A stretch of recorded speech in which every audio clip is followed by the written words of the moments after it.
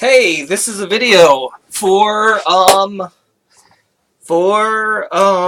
Preston. So my name is Brian Hegney. I'm instructor of communication at High Point University in lovely North Carolina, specifically High Point, the city of High Point, North Carolina. So Preston, you had a question about, okay, how are we going to make Bloxorz or do a remake of Bloxorz?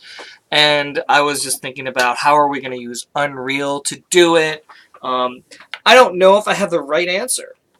Honestly, this might be the dumbest answer ever, but I've kind of got it set up now. If I play this, I have this one block here that I'm going to shoot at. That block is going to be our Bloxorz block. It is 100 units by 200 units. 100 by 100 by 200. And so when I have it set up here, I'm going to tap the H key and it's going to move it down exactly where it needs to go. So I'm going to escape out of there. I can't do it again just because the coding is not quite set up yet. I just wanted to make sure I knew how to do it. And so the way that we're doing it is that I did it. And again, I don't know if you have a better way of doing it. I'm going to go into my blueprints here. Yeah, close that. Okay, so this is a huge mess, so I'm going to kind of clean it up as I tell you what I did. And hopefully this will take less than 15 minutes. So first of all, I've got the H key. This is going to be the event that I'm using. That I'm pushing, right? And this is in the level blueprint, by the way.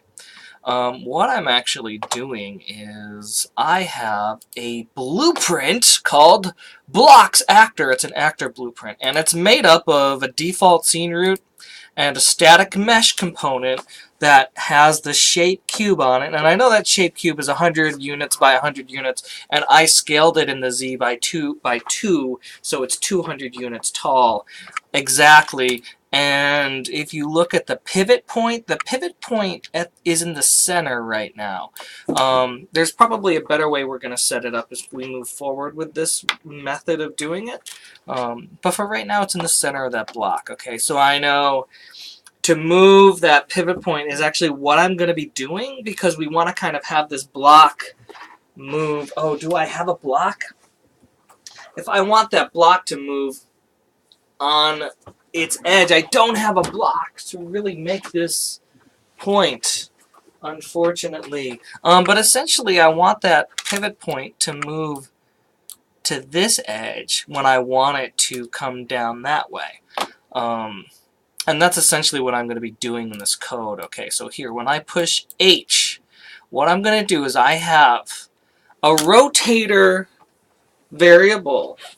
Two of them, one for where it begins and one for where it ends. That rotator means its position, it's how it's rotated in 3D space. So is its rotation set to 0, 0, 0, in which case it is not rotated at all, or if it's rotated in the X 90 degrees, 0 degrees in the Y, 0 degrees in the Z. Okay, so those rotations specifically refer to if I'm in my world and I select this, this is that rotator, right? And that means right here under its rotation, this X, Y, and Z is the variable I'm creating. And if I rotate it in like the Y by Y, I'm rotating that by 90 degrees, and now that rotator would be 90, 0, 0. So that's what a rotator variable, it's kind of like a vector variable, or a location variable. It is a vector variable, it's a 3D vector variable. But I'm going to set that back to 0 now, or maybe 90. So now it's 0, 0, 0. So what we're going to do then is I've created two, one to represent where that block begins and one to represent where it's going to go to. So here I have set Bloxorz begin. That's going to capture the current rotation, and what I have is a reference to the Bloxorz actor. Get that rotation, what it is now. It starts in 0, 0. It gets that rotation. It breaks that rotator into 3 components. It's X, Y, and Z. Let me find the rest of the code here. It adds 90 to the X, and this is if I push H, right? And then it adds 90, and then it makes a new rotator. Makes a new rotator out of the additional 90, and then it sets what that end is going to be. So before it moves anything, when I push that H button, which is the direction I want it to go in, based on that position, it's going to add 90 degrees to its X value. And then it's going to set that as the end rotation. Now we need to do this because I'm going to use the timeline to kind of animate this. Here we go. Okay, so I'm going to just move this a little closer together. And I'm probably going to select all of those, tap C, and type in set begin and rotator variables. Okay, now I'm going to kind of move this over a little bit. Okay, so there's the first thing I'm going to do. The next thing I'm going to do is I am going to offset the entire, let's go to the Bloxorz actor and go to the viewport. I am going to offset this root, the scene root, which is where it rotates and where it takes the position. So anytime it rotates, it's going to rotate around that root. Well, I want to push that root to the very edge so it can rotate along that edge. So I'm pushing that, or I'm moving it in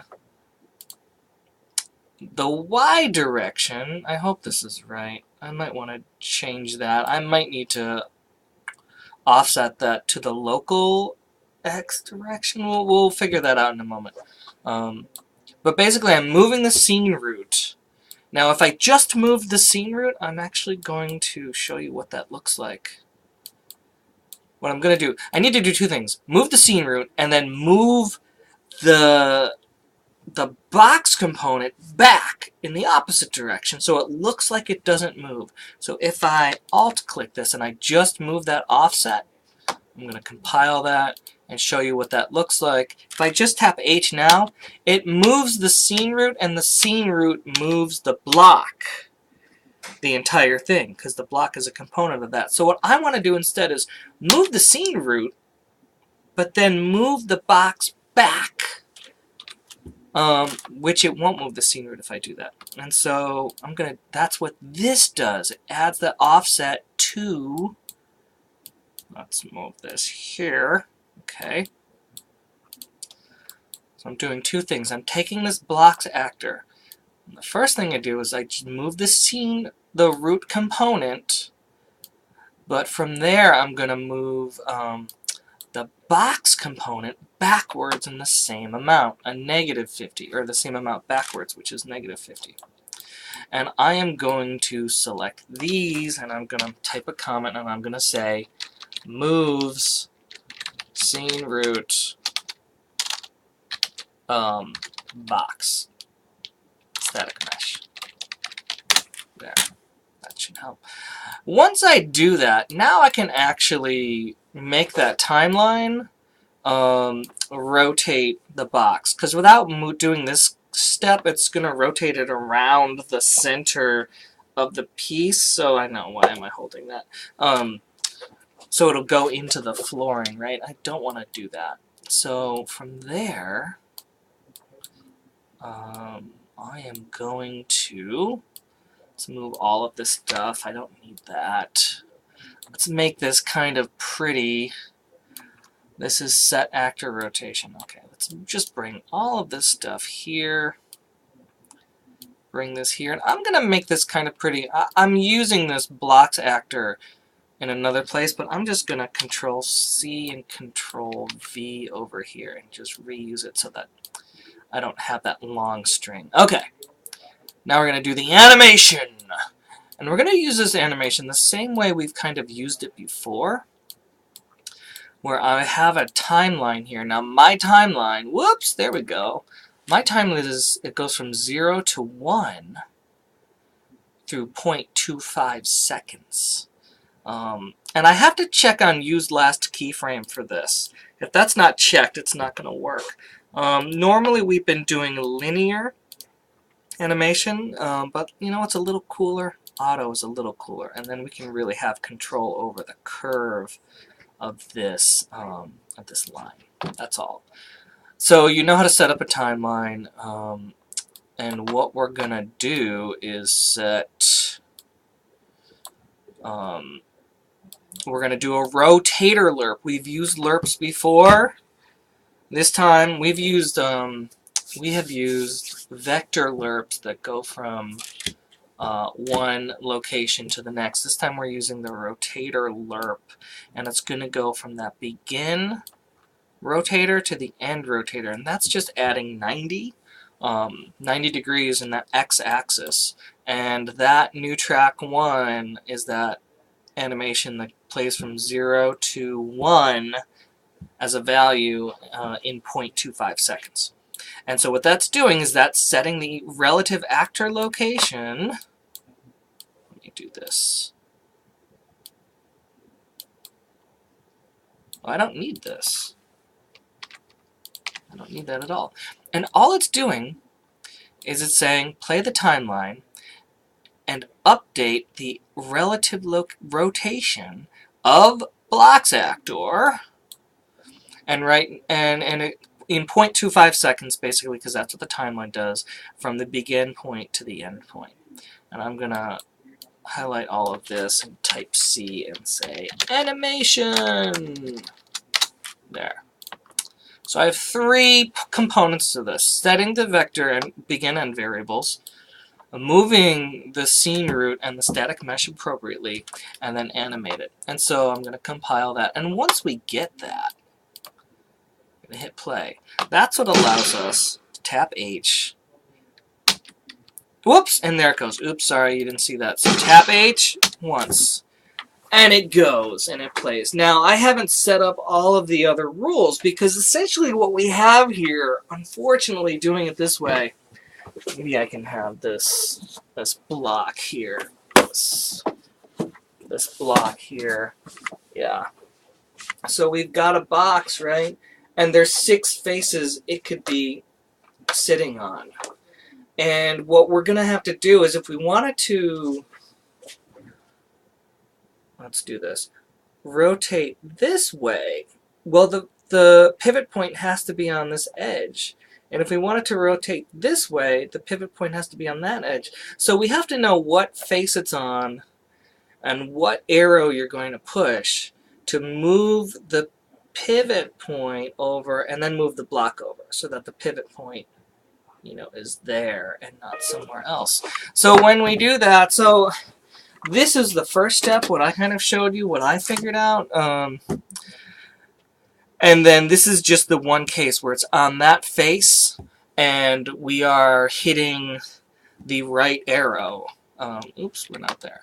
So like it's on that face, and if we hit the right arrow, depending on where our camera is, it's going to rotate to the right. If we had hit T, we would obviously have to, or sorry, if we hit the up arrow, we would obviously have to move the pivot point in the other direction and move the component back in the other direction. Likewise, oops, if it's down there, I need to update where my pivot goes. So I have to keep track of what face I'm on, and then do a different translation based on that and what keys. So there's going to be a lot more to this. This is just the start, so I hope this helps you, and I think you can get started on this at home over break. So good luck, bye!